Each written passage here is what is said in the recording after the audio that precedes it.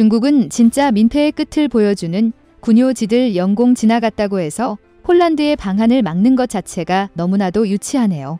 앞으로 우리나라 기술 무기의 해외 생산기지가 될 폴란드. 러시아가 아무리 강해도 저렇게 반격을 대비하는 나라는 건들기가 힘들겠죠. 폴란드가 현명한 선택을 잘했네요. 애초에 건들기 쉽지 않은 수준의 나라로 국방력을 키워버려서 전쟁을 억제하는 효과가 나타났으면 좋겠습니다. K9은 실전 경험이 있는 전세계 자주포에서도 첫손에 꼽히는 명품 자주포죠. 한국과 폴란드의 무궁한 발전을 기원합니다. 중국을 석기시대로 되돌려야 한다. 어느 나라에나 영광의 시기는 있기 마련입니다. 한국 국민들이 과거 중국을 두드려 패고 박살내던 고구려 시절을 그리워하는 것처럼 폴란드도 과거의 영광을 꿈꾸고 있습니다.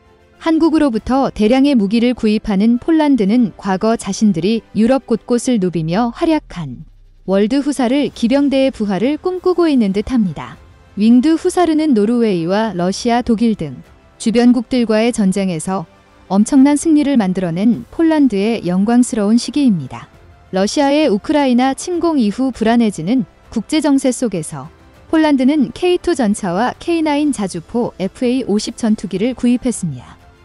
우크라이나에 박살나고 있는 러시아군의 모습을 보면 과하다 싶은 정도로 무기를 구입하는 상황인데 폴란드가 과거 자신을 침공하고 지배한 이들에게 복수를 하려는 것 아니냐는 이야기가 나올 정도입니다. 그런데 폴란드가 한국산 무기를 구입하는 걸 매우 못마땅해하는 나라가 바로 중국입니다. 최근 중국은 폴란드 국방부 장관이 한국을 방문하는 걸 막아선 상황입니다. 중국의 핵심 프로젝트인 1대1로에 참가하고 있는 폴란드가 중국과 손절하고 한국과 손을 잡는 상황이 못마땅하다는 것입니다. 그런데 중국의 이런 방해에 열을 받은 폴란드는 한국과 협력을 강화하면서 자국 내에서 중국 관련 세력을 몰아내려는 움직임을 보이고 있습니다. K방산의 큰손이 된 폴란드의 부와 슈차큰 부총리 겸 국방부 장관이 17일 한국을 방문할 예정이었으나 중국 당국이 하늘길을 열어주지 않아 계획이 무산됐습니다. 18일 방산업계에 따르면 부와 슈차큰 장관은 중국 당국으로부터 전용기 영공 통과 승인을 받지 못해 출발 직전에 방한을 취소했습니다. 부와 슈차큰 장관은 중국 영공을 통과하지 않고 다른 나라로 우회한다면 중간 기착해야 하는 등 출장 일정이 너무 길어져 한국행을 포기한 것으로 알려졌습니다. 이런 와중에 중국이 폴란드 국방부 장관 전용기에 영공 통과를 막은 이유는 알려지지 않았습니다.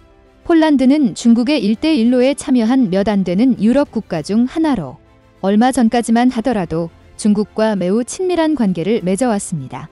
실제로 우크라이나 침공 직후 폴란드는 중국에 러시아를 막아달라고 요청했을 정도입니다. 그러나 중국은 러시아를 적극적으로 지원하는 태도를 보이면서 두 나라 사이가 멀어지기 시작했습니다. 실제로 폴란드를 비롯한 동유럽 국가들이 우크라이나 사태 후 군비 확충에 나선 만큼 중국이 러시아를 의식해부와 슈차큰 장관의 한국행 전용기 통과를 막았을 가능성이 제기됩니다. 2016년 시진핑 주석이 폴란드를 국빈 방문해 1대1로와 관련해 전면적 전략 동반자 관계 구축을 위한 공동 성명에 서명했습니다. 이후 중국은 대만 문제를 놓고 EU와 갈등을 빚자 폴란드와 세르비아의 협력 확대를 요청하기도 했습니다.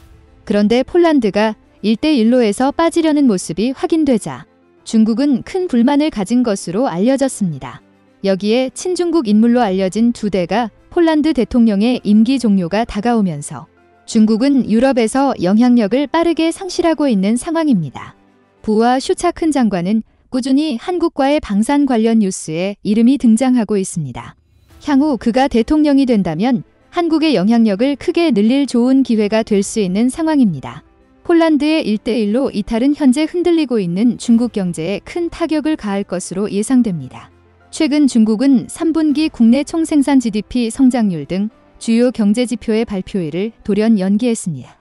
중국 국가통계국은 17일 홈페이지에 이튿날 발표 예정이던 3분기 경제 성장률과 9월 산업 생산, 9월 소매 판매 등 각종 경제지표 발표 일정을 모두 연기로 수정해 표시했습니다.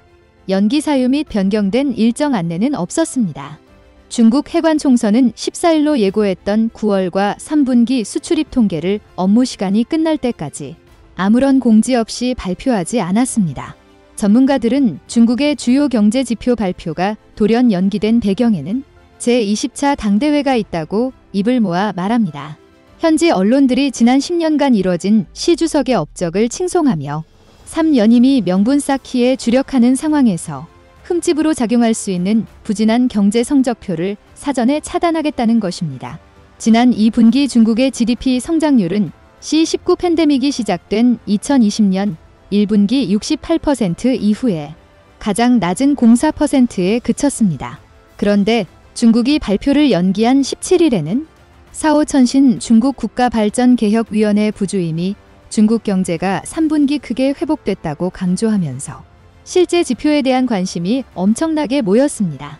그런데 중국은 갑자기 발표를 연기한 것인데 시진핑의 연임을 결정한 2017년 19차 당대회 당시에는 같은 해 3분기 GDP가 발표됐습니다. 이런 흐름 뒤에는 흔들리는 중국 경제가 있습니다. 실제로 시진핑 3기 체제의 중국 경제가 더욱 난함을 겪을 것이라는 전망이 잇따르고 있습니다. 권력과 사상을 최우선에 두는 체제가 심화하면서 경제가 생산성을 발휘하기 힘들기 때문입니다. 최근 중국 6대 국유은행이 외환 선물 시장에서 달러를 사들여 현물 시장에서 파는 방식으로 환율 방어에 나섰다는 점도 중국 경제난의 근거로 제시됩니다. 파이낸셜 타임스 FT는 소식통을 인용해 중국 금융당국이 외환 시장에 직접 개입하지 않고 국유은행을 동원한 것은 3조 달러 선이 위태로워진 외화 보유액을 지키려는 목적이라고 보도했습니다. 안 그래도 중국 내부가 흔들리는 상황 속에서 폴란드를 시작으로 본격적인 1대1로 이탈이 이어지면 중국의 경제는 연쇄 붕괴할 가능성이 충분합니다. 특히 폴란드의 경우 원래대로라면 중국에 지급해야 할 금액을 자신들에게 들어올 돈을 한국이 대신 가져가는 상황이니까 중국이 화가 나는 것은 이해할 수 있지만 자신들이 말하는 대국의 태도는 전혀 찾아볼 수 없는 그야말로 소인배의 행동을 보이는 중국입니다. 중국이 폴란드 국방부 장관의 한국 방문을 막는 데는 성공했지만 오히려 이에 따라 폴란드가 한국 무기를 더 구입할 것이라는 이야기가 나옵니다. 한화디펜스는 19일 폴란드 바르샤바에서 천무 다연장 로켓 발사대 288대와 유도탄 수출을 위한 기본 계약을 맺었다고 밝혔습니다. 이날 계약식에는 방한이 무산된 부와 슈차큰 장관이 참여했습니다. 기본 계약은 수출 대상 장비와 규모를 합의하는 포괄적인 협약의 성격을 갖고 있습니다. 양측은 천무 체계에 대한 전체적인 공급 물량과 기간 등을 합의했고 향후 신속한 협상을 통해 구체적인 계약 이행사함이 담긴 실행 계약을 체결하기로 했습니다. 폴란드 국방부는 천무를 신속하게 도입해 국경에 배치하고 폴란드 차체를 활용한 현지화 개발에 나선다는 계획입니다.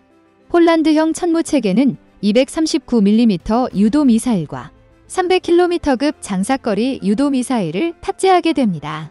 발사대는 폴란드 사격 통제 시스템과 통합하고 폴란드 웰프 트럭을 플랫폼으로 사용한다는 계획입니다. 뿐만 아니라 폴란드는 한국의 보병 전투장갑차 레드백을 도입하려는 움직임을 보이고 있습니다. 부와 슈차큰 장관은 20일 SNS를 통해 자체 개발 장갑차 보르속 비월 SUK의 보안 수단으로 한국 레드백을 고려하고 있다고 소셜미디어 계정을 통해 밝혔습니다. 부와 슈차큰 장관은 레드백 테스트를 시작했다고 덧붙이고 보르속과 레드백의 사진을 첨부했습니다. 폴란드 측 고위 인사가 레드백 도입과 관련해 공개 언급한 것은 처음입니다. 한화디펜스 관계자는 부와 슈차큰 장관의 예테스트 시작 언급에 대해 다음 주 현지에서 레드백 시연이 있을 예정이라고 확인했습니다. 이어 입찰 평가와 같은 성격은 아니고 폴란드 당국군 앞에서 레드백의 성능을 보여주는 기회라고 설명했습니다. 폴란드가 한국산 무기를 계속해서 구입하는 것은 엄청난 생산 속도 때문입니다. K2 전차의 경우 원래 우리 군에서 사용하기 위해서 생산된 물량의 일부를 폴란드 수출로 돌린 것이지만 K9 자주포는 계약 후 단 2개월 만에 본격적인 공급을 시작했습니다. 이번에 출고된 K9 자주포 23호는 폴란드의 긴급한 요청으로 지난 8월 1차 실행계약 체결 이후 불과 2개월 만에 출하된 것입니다. 부와 슈차큰 장관은 바로 이 K2 전차 K9 자주포의 출하식에 직접 참여하려는 계획을 가지고 있었습니다. 그러나 결국 중국의 방해로 출고식에 얼굴을 비치지 못한 것으로 현재 폴란드의 분위기를 고려하면 무기 구입을 통해서 부와 슈차큰 장관이 국내에서 인기가 높아지는 것을 막기 위함으로 보입니다. 동유럽의 러시아의 확장을 맡겨버린 채로 자신들의 경제 성장에만 집중했습니다. 한때 방산 강국이던 독일의 경우 레오파르트 전차가 언제 생산될지도 장담할 수 없을 정도인데 폴란드는 한국과 손을 잡고 군사력 강화에 나서고 있는 상황입니다. 러시아의 우크라이나 침공에 이어 중국의 대만 침공이 시작되면 세계 정세는 크게 흔들릴 것으로 예상됩니다. 이런 가운데 독일과 일본이라는 추축국으로부터 침략당한 아픈 역사를 공유하는 한국과 폴란드가 군사적 협력을 하는 것은 매우 상징적입니다. 과거와 다르게 외적의 침입을 용납하지 않겠다는 지난 7일 블룸버그 통신은 최근 중국이 국제정세의 혼란을 틈타 대만을 침공해 세계 1위 파운드리 업체인 TSMC를 점령하는 것을 저지하기 위해 미국이 사전에 TSMC 시설을 모조리 파괴하고 엔지니어들을 철수시켜야 한다는 주장이 조 바이든 행정부에서 급격하게 속출하고 있다고 보도했는데요.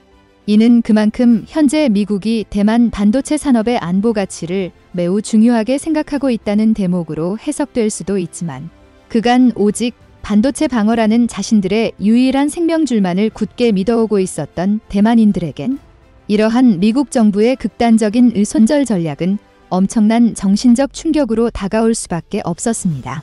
실제로 대만 정부는 이러한 블룸버그 통신의 보도가 나온 직후 섭섭함을 가득 담은 성명을 낼 정도였는데요. 그런데 더욱 심각한 문제는 이처럼 극단적인 손절 전략을 꺼내든 미국 정부의 엄포가 이번이 처음이 아니라는 것이었습니다.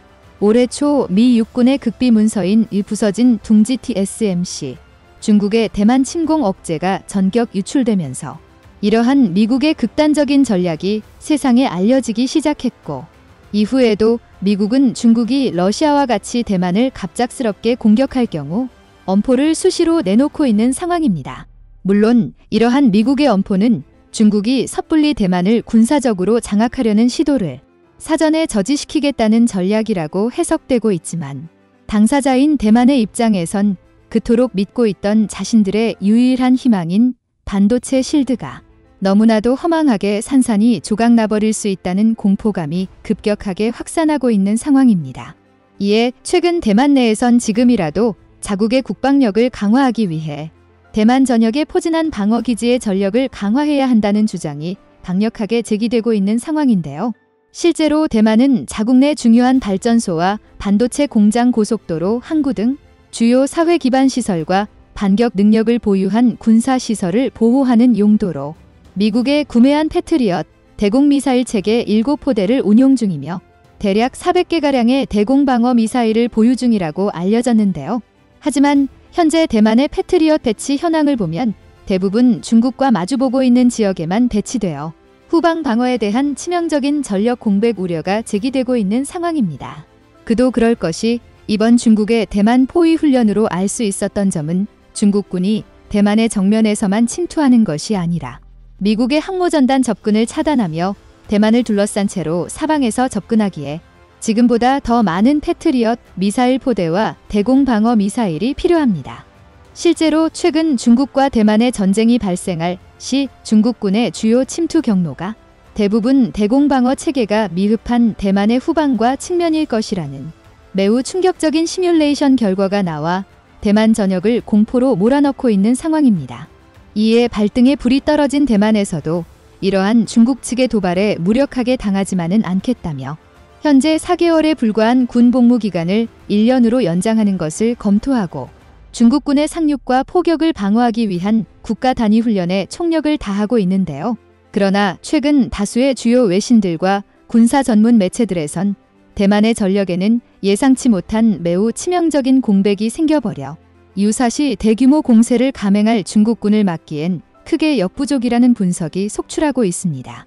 게다가 놀랍게도 이러한 배경 속에는 펠로시 의원의 전격 방문 이후에도 미국 정부가 대만을 완벽하게 신뢰하지 못하고 있는 듯한 태도를 취하고 있다는 점과 더불어 최근 우크라이나 사태로 인해 글로벌 무기 공급난이라는 최악의 시기가 겹쳐 중국의 침공을 대비하기 위한 대만의 전역에 매우 치명적인 공백이 발생해 버렸다는 분석이 나오고 있기 때문이었습니다. 실제로 지금까지 드러난 대만군의 핵심 전략 자산은 매우 한정되어 있다고 할 수 있는데요. 최근 우크라이나 사태로 인해 다급함을 느낀 대만 정부가 중국에 맞서기 위한 무기 체계를 구매하기 위해 발뻗고 나서고는 있지만 현실적으로 단기간에 중국군을 방어해낼 최첨단 방어 시스템을 갖추는 것은 극히 어려워 보입니다. 게다가 현재 대만의 가장 심각한 공백으로 지목되고 있는 것은 바로 패트리엇 등 대공방어 무기 체계와 중국의 상륙을 저지하는 데 결정적인 역할을 수행해낼 자주포와 제블린 등 방어무기 체계의 결핍이 매우 심각한 상황이라고 지적되고 있습니다. 이에 대만군 당국도 이를 보완하기 위해 오래전부터 미국의 팔라딘 자주포와 패트리엇, 제블린 미사일의 판매를 매우 적극적으로 요청하고 있지만 미국 정부는 지속해서 입장을 밝히며 대만 정부가 요구하고 있는 수준의 첨단 무기 수출에는 매우 보수적인 입장을 밝히고 있습니다. 이에 오직 미국만을 바라보며 그간 국방력 강화에 소홀한 태도를 보여왔던 대만의 입장에선 청천벽력이 아닐 수 없었는데요. 실제로 최근 미국은 우크라이나 사태로 인해 발생한 주문량 폭증으로 10년 안에 대만이 원하는 방어 능력을 제공하기 어려울 것이라는 입장을 밝히고 있기 때문이었습니다. 가장 먼저 팔라딘 자주포는 지난해 9월 바이든 행정부에서 대만에 40문가량을 판매 승인을 내리며 내년부터 본격적인 도입이 예정되어 있었지만 지난달 돌연 미국은 대만에 수출하기로 예정된 팔라딘 자주포를 공급난 영향을 호소하며 일방적으로 판매하지 않겠다는 통보를 전한 바 있습니다. 이에 미국 측은 우크라이나 사태로 인해 부품과 장비의 수요가 급증하게 되면서 약속된 시기인 2023년까지의 보급에 난항을 겪을 것이라는 의사를 밝혔지만 다수의 군사 전문가는 미국이 대만과 중국의 관계를 고려해 첨단 기술 유출의 가능성에 무게를 두고 돌연 판매 금지 결정을 내렸으리라는 것이 중론으로 자리 잡고 있는 상황입니다. 실제로 전문가들은 이전에도 미국은 대만의 F-35 스텔스 전투기의 수출을 금지하고 F-16V 전투기로 대체한 사례가 있다며 현재도 이와 유사한 상황이라고 전했습니다. 이에 대만은 지난달 미국과의 약 9,500만 달러 규모의 방공 미사일 300기 계약을 통해 추가적인 패트리엇 미사일 도입에 합의하며 한숨 돌리는가 싶었지만 중요한 사실은 현재 미국 측이 제시하고 있는 기한이 무기한 길어질 수도 있다는 매우 충격적인 가능성이 속속 제기되고 있다는 것이었습니다. 실제 미국은 대만의 향후 5년 내로 도입을 완료하겠다는 입장을 밝히곤 있지만 다수의 군사 전문가는 우크라이나 사태로 인해 주요 나토 회원국들의 최첨단 대공방어 미사일 수요가 폭증하고 있어 현재 속도라면 대만의 약속한 패트리엇 도입이 10년은 좋게 걸릴 것이라고 지적했습니다. 결정적으로 중국의 무력 도발이 현실화한 시점에서 대만의 방공무기 도입은 한시가 급한 상황인데 미국만을 바라보며 무려 10년씩 세월을 축낼 여유가 없어진 대만 현지 언론들과 네티즌들은 다급히 최근 폴란드의 사례를 들어 한국산 방공무기 체계 도입을 집중 조명하고 있는 상황입니다. 실제로 최근 폴란드와의 최대 40조 원 규모의 초대형 수출을 성공시키며 국제적으로 한국산 무기가 주목받기 시작하자 대만 현지 매체들에선 잇따라 최근 폴란드부와 슈차큰 장관이 미국 언론인 VOA와의 인터뷰를 통해 밝힌 대만에서도 팔라딘 자주포 대신 세계적인 검증이 완료된 K9 자주포와 최근 UAE에 4조 원 규모의 초대형 수출을 성사하며 그 성능이 입증된 천궁과 현궁까지 신속 도입을 추진해야 한다는 입장을 밝히고 있다는 것이었는데요. 실제로 최근 대만의 대기원 뉴스는 아시아 태평양 지역 안보 전문가인 리처드 비칭 거리처드 에이비트 징어 선임 연구원의 기고문을 인용하여 대만 현지에서 폭발적인 관심이 쏟아지고 있는 상황입니다. 이어서 대만 본토의 탄도미사일과 한국에 있는 현무 계열 미사일로 중국 본토에 타격을 입히고 날아오는 중국의 미사일은 사드로 대비한다면 충분히 중국에도 심각한 데미지를 줄 수 있기에 이러한 범아시아 미사일 방어 체계는 중국뿐 아니라 북한의 위협에도 한국과 상호 정보를 공유할 수 있어 이를 더욱 확대해 나가 향후 싱가포르와 인도까지 이어지는 강력한 미사일 방어 체계 벨트를 형성해 나갈 수 있다고 비친거는 분석했는데요. 또한 섬나라인 대만은 중국군이 상륙하기 전에 자주포를 활용하여 상륙 준비를 하는 중국군에게 화력을 집중시켜 저지한다는 계획을 오래전부터 구상해 왔는데 앞서 전해드린 바와 같이 미국의 팔라딘을 도입하는 과정이 심각한 난항을 겪게 되자 최근 대만 내에서 세계 자주포 시장을 석권하고 있는 한국산 K9 자주포를 다급히 도입해야 한다는 여론이 급증하고 있는 상황입니다. 실제로 대만의 종합뉴스 메이료문은 한국의 K9 자주포의 외국 판매 현황과 재원을 자세하게 소개하며 특히 이번에 개량된 K9A2는 100% 완전 자동장전 장치를 갖춰 분당 최대 9발까지 사격할 수 있으며 궤도에는 고무를 장착해 소음이 적고 기동성이 뛰어나 대만 해안에서의 기동 성적인 측면에서도 팔라딘보다 훨씬 더 우위에 있다고 전했는데요.